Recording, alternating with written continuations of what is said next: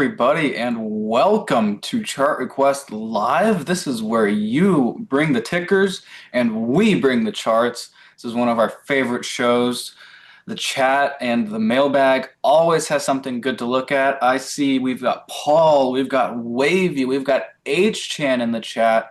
If anybody else watching this show wants us to cover one of their tickers, you can send us an email at questions@stockmarketmedia.com and we will cover it first thing next show, or you can put it in the chat today. But Alfonso, what are you seeing in the market? I mean, it's looking pretty nice in a lot of places right now. I know you're coming to us live from the great country of Scotland. So what are you seeing? Boots on the ground research. Are we buying more European stocks? Are we buying large cap US growth? What's the move here, Alfonso? Everybody wants to know. That's a good question.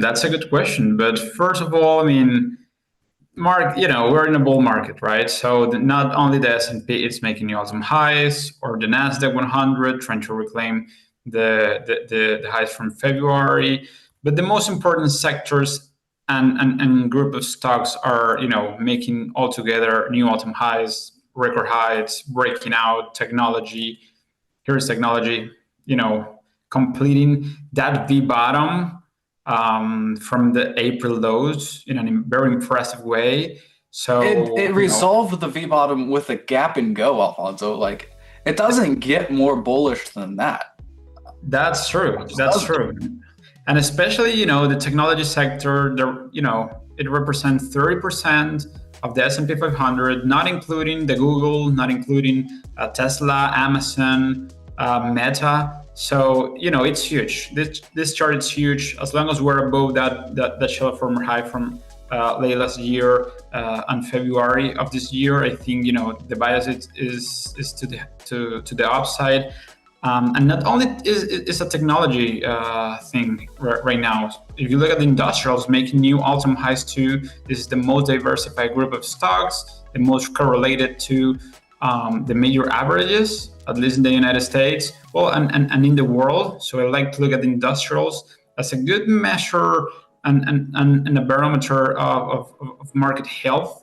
To be fair, so if industrials are doing okay, are doing well and trending higher and making new highs, I will expect the rest of the market to follow these stocks. Of course, we have the communication sector, breaking out with authority here, similar to technology, making new all-time highs.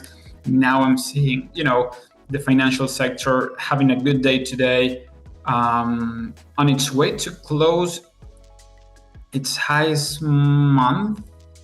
Yeah, I mean, today will represent its highest monthly close ever for the financial sector, and that's huge. That's another one into the bag that is joining the party. You don't have bull markets without financials, right? Exactly. I mean, if you look within financial broker dealers, I mean, just look at this breakout, new all-time high for the broker dealers.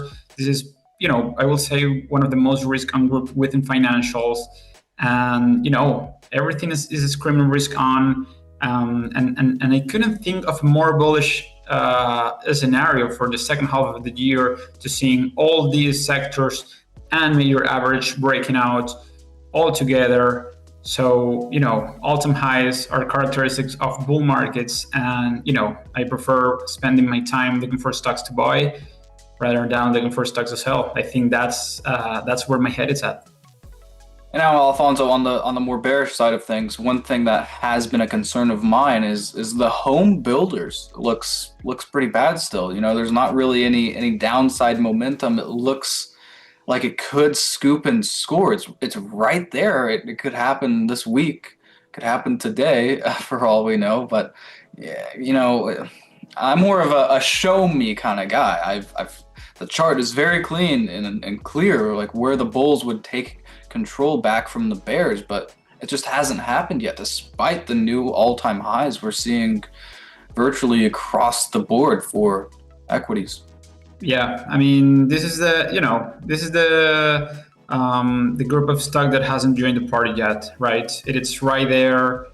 And this is one of the most economically sensitive groups in the entire market. Very, very important that this group is not crashing if we're going to have a bull market. And it also was an early leader in this bull market. You know, if you rewind to the beginning of 2023, like everybody on Wall Street was calling for a recession in the US. And not only did we not have a recession, but we had the greatest first half for the NASDAQ 100 in history.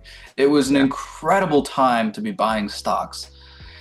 And something that tipped us off that it was a great time to be buying stocks and we weren't going into some great recession was home builders were ripping. And that's just not the case today.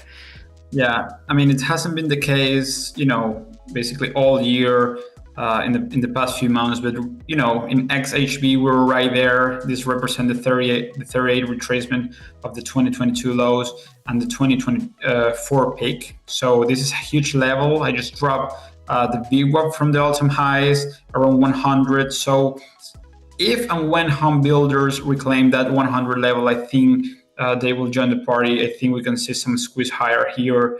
This is definitely a group to watch. As you mentioned, some economically sensitive group, similar to, for example, semiconductors. Semiconductors had a similar, let me put this chart, a similar pattern, a similar setup just a few months ago.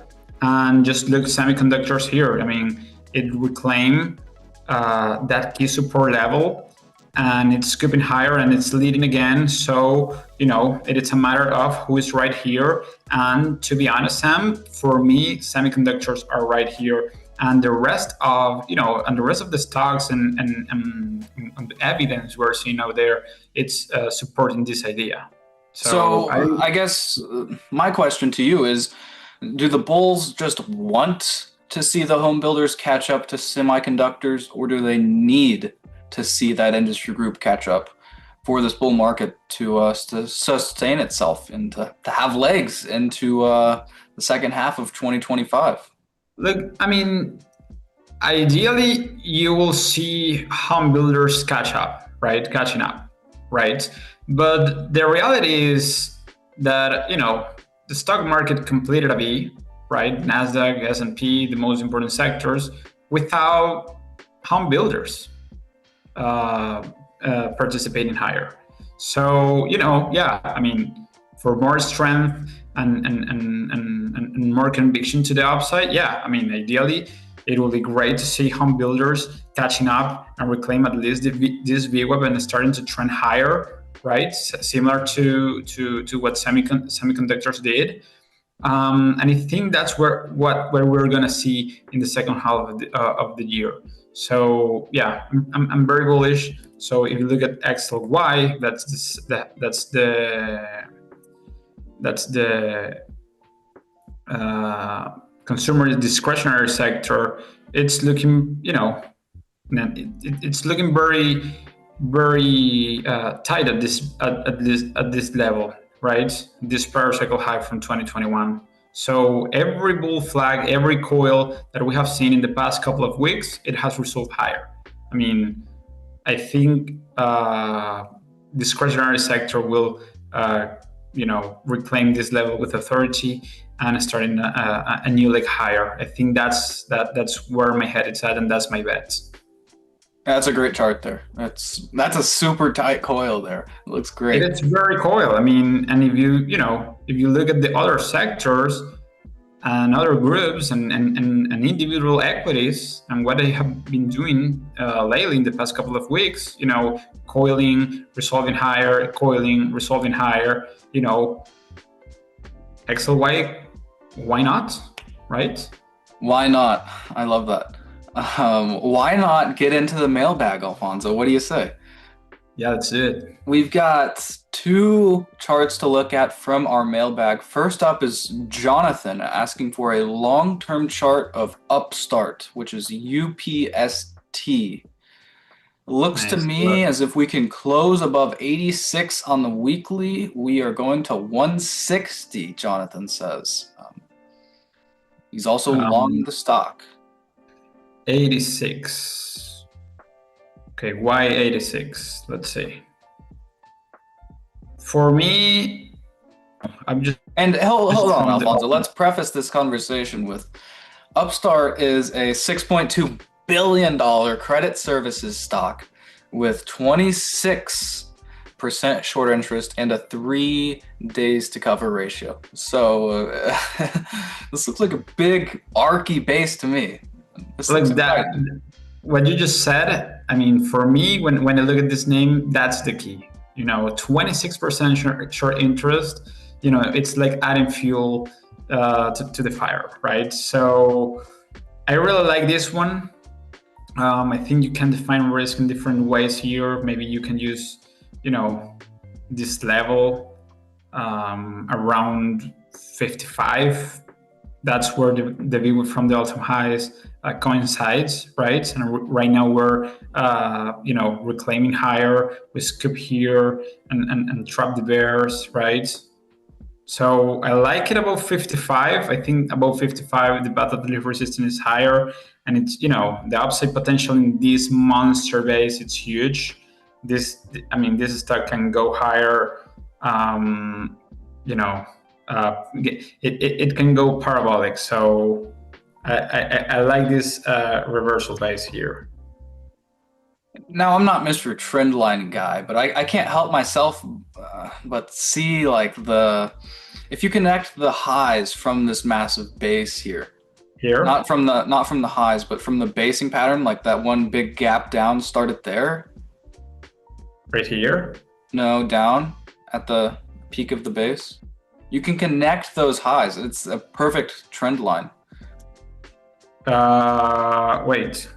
I'm talking about that like May, let's see, it was May 19th.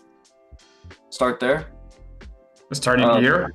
May 19th of 2022, Alfonso. May 19th of 2022. Yeah, start it there. Start your trend line there. Like those highs there. It's a perfect trend line. What do you think about that as a potential target? I'm not a big fan. You want to bet on it breaking this trend line, or do you think it's going to continue to serve as resistance?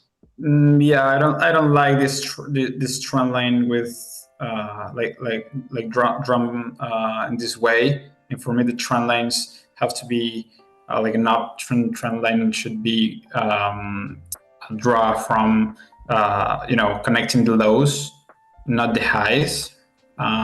So I don't know. I'm not a big fan of too cute for you, Alfonso. I see. Yeah, it's too cute for me. I mean, I will give it room for this one to go. And honestly, I mean, 160. You're looking at 160. It looks like. Yeah, of course. I mean, just look at at what it did when it came public in 2020. So why not? I mean, the stock has spent 3 years carving out a nice bearish to bullish reversal pattern. And it just reclaimed the view from the all-time highs. Buyers are back in the green, so why not? I love it.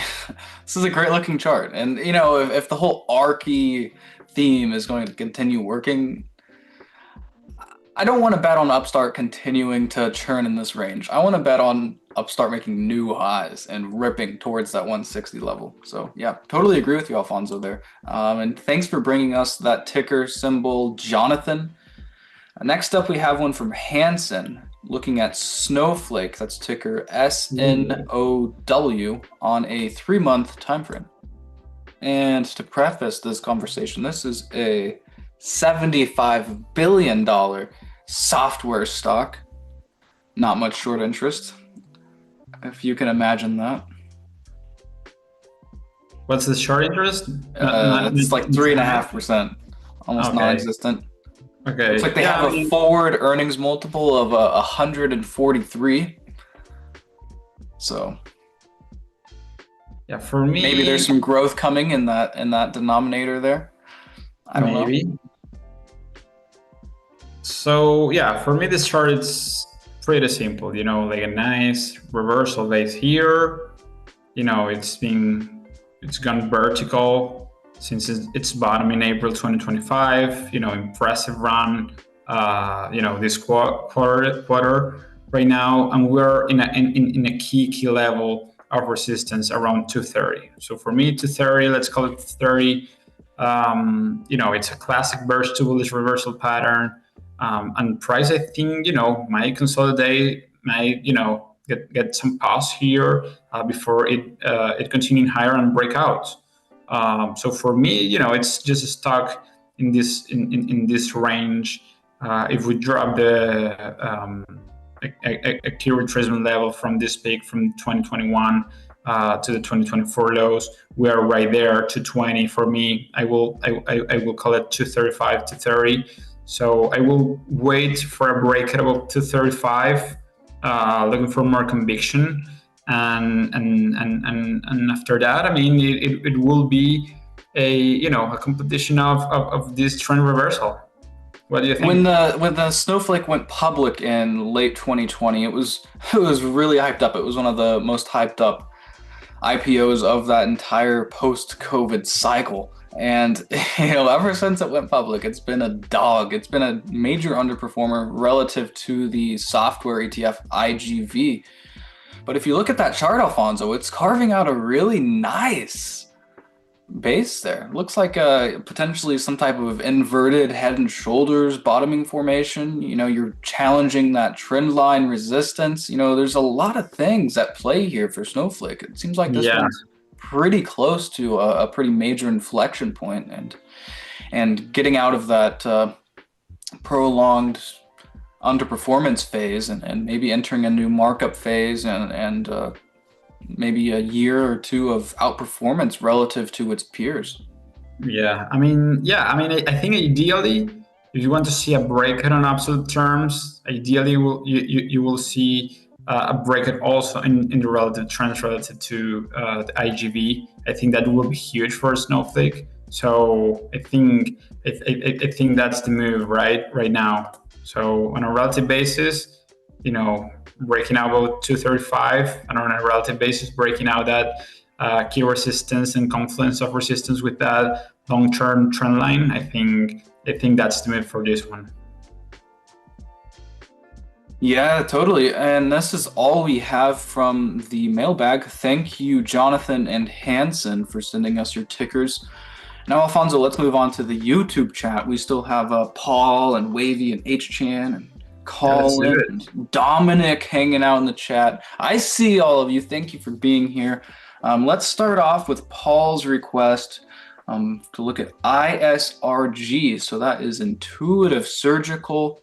And, I think I've talked about this a few times on this show, but I really think of this stock as a Magnificent Seven stock. They are completely dominating the robotic surgery industry, which is huge.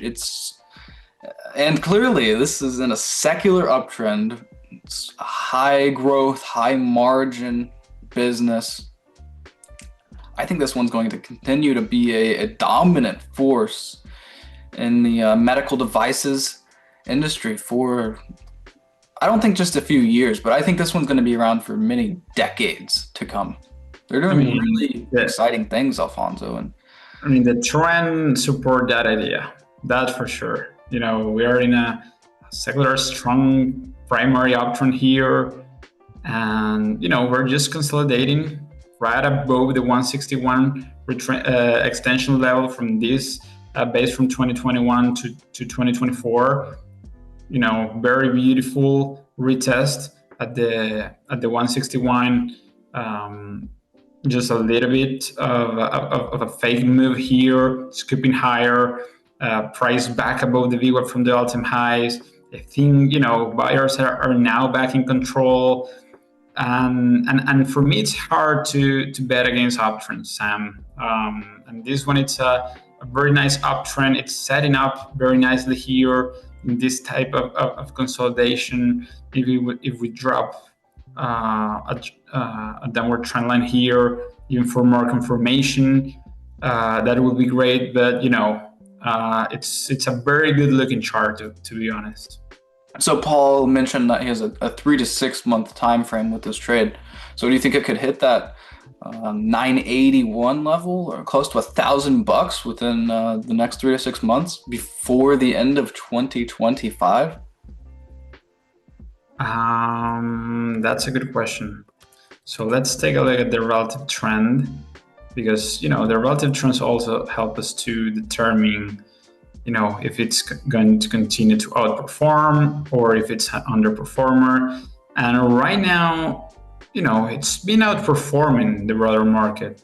After breaking out of that similar base on a relative basis, maybe in the short term or most specifically this year has been chopping around relative to the broader market. But into the chart.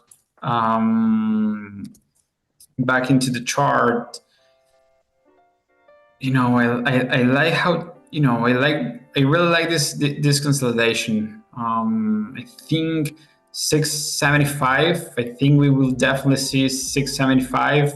I don't know if this year we're going to see 980, 970. To be honest, but why not? I mean, if we get that breakout above 555.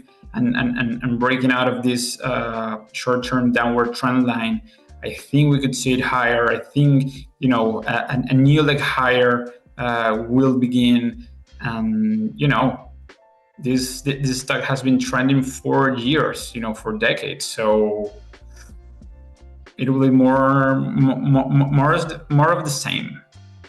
And so looking at the ISRG relative to IHI, which is the medical devices industry group ETF, it looks pretty similar to that relative chart you showed versus the S&P 500. So, this one's been outperforming basically this entire cycle since the market bottomed in 2022.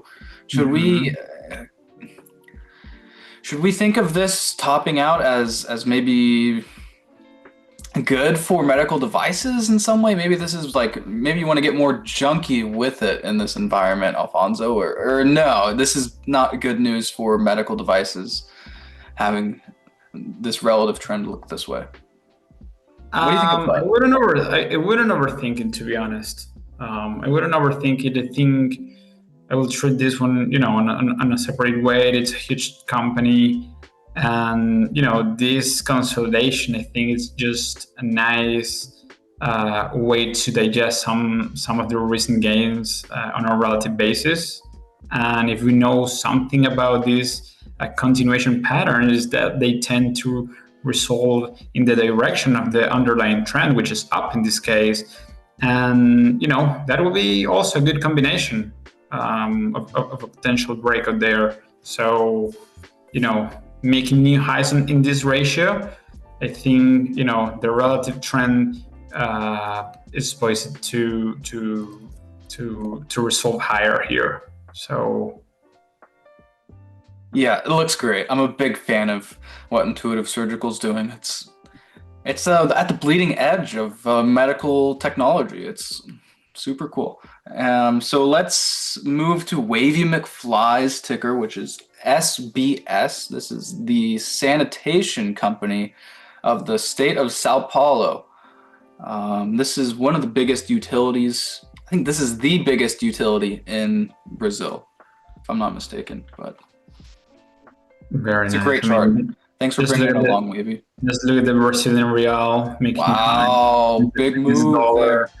I think we have to start there, right? So the Brazilian real just it's scooping higher here from this failed move against the dollar, that favors Brazilian stocks, right? So back to the chart, ASBS. I mean, we have been looking at this monster base for years. I mean, it finally broke out from this monster base, right? And right now it's in the middle of that range between our entry, between our first target around 2450. So for me, I think we can see that 2450, very easily. To be honest.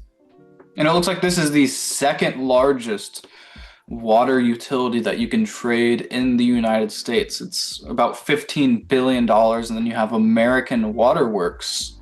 That's ticker AWK. That is about $27 billion, the largest water utility. But Very nice. this So looks it's a good great, vehicle. Alfonso. It's a good vehicle for I that. don't think enough people have exposure to Brazilian water utilities, so I don't it should think. get the I don't job think. done. And it looks like they pay about a 3% dividend yield as well, so it's one that you could hold on for a long time. You know, it has that massive multi-decade basing pattern that lends itself to a secular uptrend, really, something that could last for many, many years. And maybe take this stock to $100 over the next 5 years or something. Yeah, I mean, a nice uptrend is already underway, especially this year. It's not a coincidence that it's happening when, you know, in an environment when the dollar has been very weak all year, and especially, you know, the Brazilian real has been very strong. So, you know, right now the US dollar, it's completing this monster top. So for me, you know, I don't want to overthink too much the dollar, and I just want to, you know, be objective with what we're seeing. So if we're below 100, the bias is lower. The path of resistance is lower for the dollar. And if that's the case, I think, you know, international equities, you know, especially Brazilian equities and some emerging market currencies will, you know, benefit from that. So as SBS, it's part of that conversation. And right now, I mean, if you look at the daily chart, today is up 4%, resolving higher from this coil here, beautiful chart. And, you know, it's embarking on a short-term leg higher here toward 2450. It's a beautiful chart. Shout out to Wavy for bringing this one along. One of my favorite charts in the market. The Brazilian water utility. Who knew that would be such a great performer? Alfonso, let's finish today with man, we've got several tickers here. I'll let you pick. So we've got LIF, we have BYRN, we have Hims and Hers Health, and Solana. So pick your poison. Let's finish today with a good one. I personally like the BYRN, the Burna.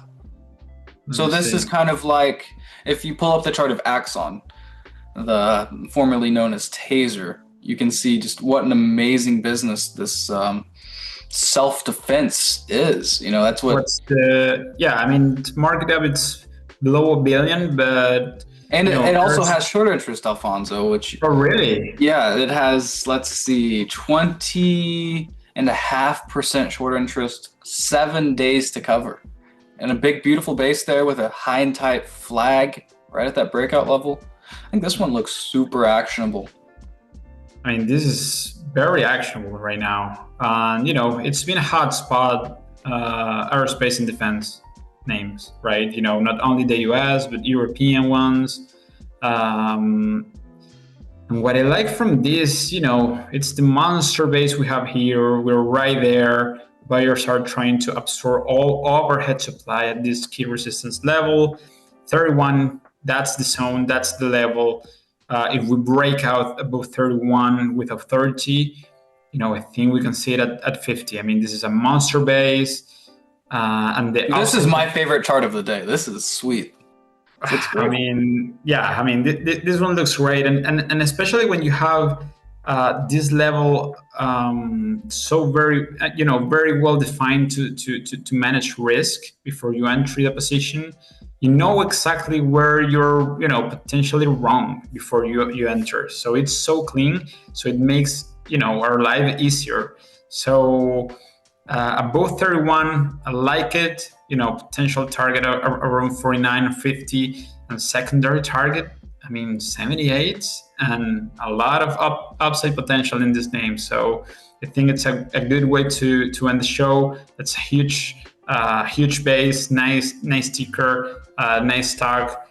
So thank you to Colin for bringing this name. And I really like it. I really like it. Was this your chart of the day too, or did you like another one more? We covered like Snowflake. There was that looked pretty nice. The Upstart looks pretty nice. Yeah, the Surgical. UPST. I think the UPST. I think it's my favorite, but only because of the short interest, Sam. Right now we're seeing a lot of shorted stocks. Hated stocks squeezing higher. If you look at the BBAI, just look at this. What a move! Another 20% today. Exploding higher, 22% today. If we look at the ASTS, it doubled basically from the lows. More than double in just a few days. Exactly. This is a daily candlestick chart. So that's a perfect recipe for a potential huge winner. Short-term momentum, high short interest, nice pattern. Sharp pattern. So I think Upstart, it's definitely my favorite from today's list. Nice. Well, let's finish it there for today. Thank you, everybody. Paul, Wavy, H-Chan, Dominic, all of you. Thank you for being in the chat. We appreciate you. If we didn't get to your ticker during today's show, we will cover it during the next show. If you email us the ticker at questions@stockmarketmedia.com, and we will be back same time, same place next Monday, 1 p.m. Eastern Time. Chart Request Live. I am Sam Gatlin. That is Alfonso de Pablo coming to us live from Europe. I'm super jealous. You should come. No 4th of July in Europe, though, so I'm going to have a good time this weekend. Yeah. Looking forward to it. Try to enjoy. So no market on Friday. Try to enjoy. Of course. All right, everybody. Thank you for being here, and we'll talk to you later. Adios. Bye, guys.